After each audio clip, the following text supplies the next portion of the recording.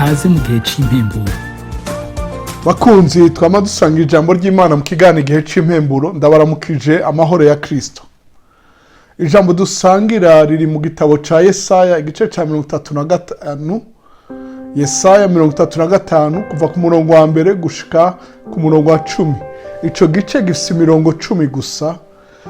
Muhezagirwe n'iki gisomwa. Umutwe w'amajambo uvuga ngo imigisha izoba ku ngoma ya Mesiya. Ahagadutse n'ubweranyange hazonezerwa, ubugaragwa buzohimbagwa, bushurike amashurwe nk'aya Habasereti, buzoshurika amashurwe menshi, buhimbaranwe umunezero n'indirimbo, buzohabwa ubwiza bw'i Lebanoni n'ugushaza kw'i Karumeli n'i Sharoni. Bazobona ubwiza bw'Uhoraho, ugushaza kw'Imana yacu. Mukomeze amaboko areganutse, mugumisha amavi aregarega, mubwire abahagaritse imitima mutirema ntaco mutinya. Raba Imana yanyu izozanana n'uguhora, niko kwitura kw'Imana izoza ibakize. Niho impumyi zizohumuka n'ibipfamatwi bizoziburwa.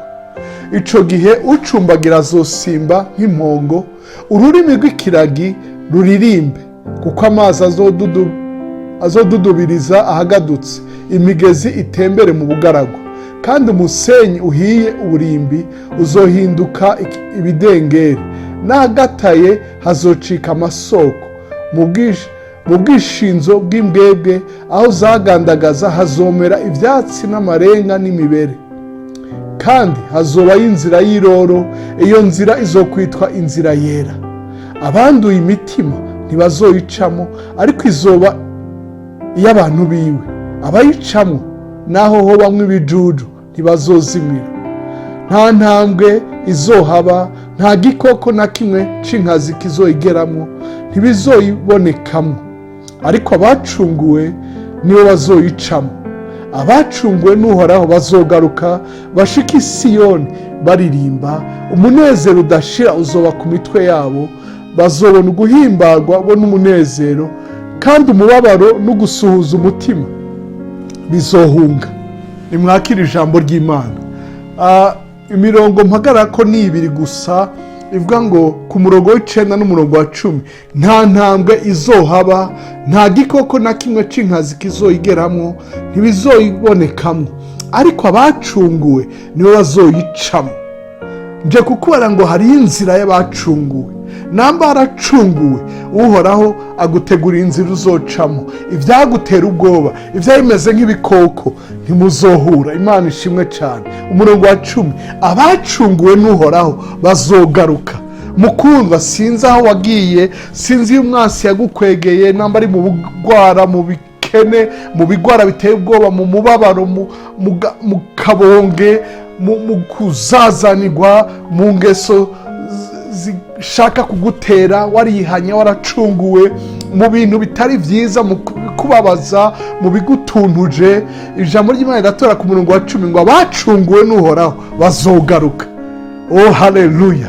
Ndakwifurije kugaruka, bashike i Siyoni baririmba, umunezero udashira uzoba ku mitwe yabo. Bazobona uguhimbarwa bo n'umunezero, kandi umubabaro n'ugusuhuza umutima bizohunga.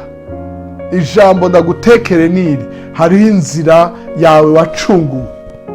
Wowe utarihana, ndakwifurije kwakira Yesu nk'umwami n'umukiza wawe, nawe ucungurwe uve muri ivyo.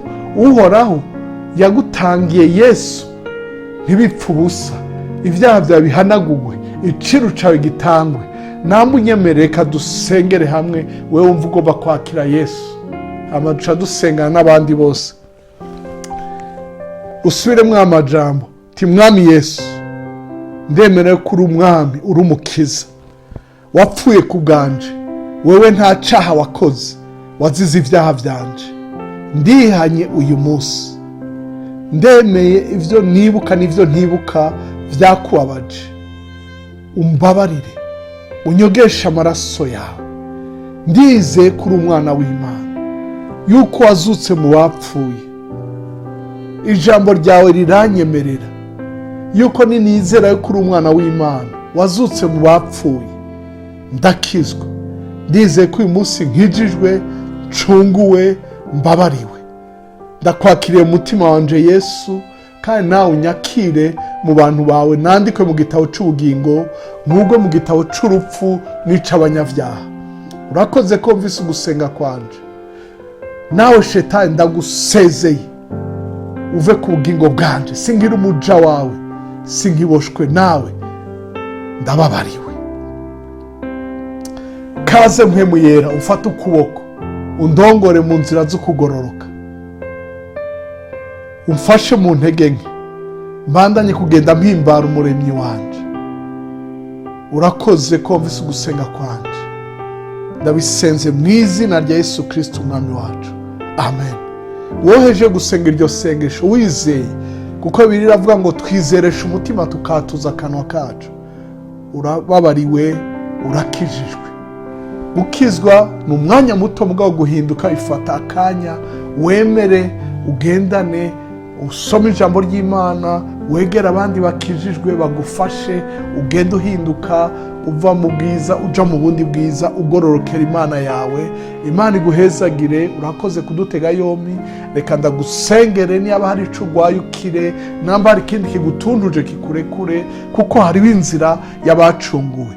Nawe ukijijwe, nawe umaze igihe warakijijwe, witeze kubona uyu munezero udahera.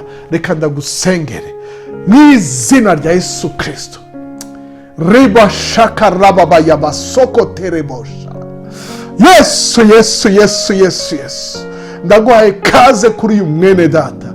Ndaguhaye kaze kuri uyu yanteze amatwi, yumvirije ijambo. Ndahamagaje ubushozi bwa mpwemu yera, bumwe bukiza, bumwe bwazuye Yesu umukwe mu bapfuye. Ngukize uyaryamye ku gitanda agwaye, uyaremvye akire, uyaremerewe n'iki kigwara akire, uyaremerewe n'ibibazo atabagwe, uyu yugaranwa ahantu atibaza ingene yobivamo, abone inzira, kuko wewe uhoraho uca inzira hatagira inzira. Umugenderere, umuco umurasire, umwiza uhunge, ivyari mwihebuje bimuveko. Nyawihebuza ndakwirukanye mu izina rya Yesu, umurekure umuveko.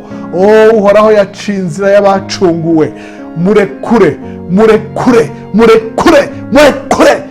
Mu izina rya Yesu. Iyo ngwara y'ibisazi yafashe umwana wiwe, imurekure. Iyo ngwara y'ibisazi yafashe abantu biwe, ibarekure. Ivyo biyayura mutwe bibaveko mu izina rya Yesu.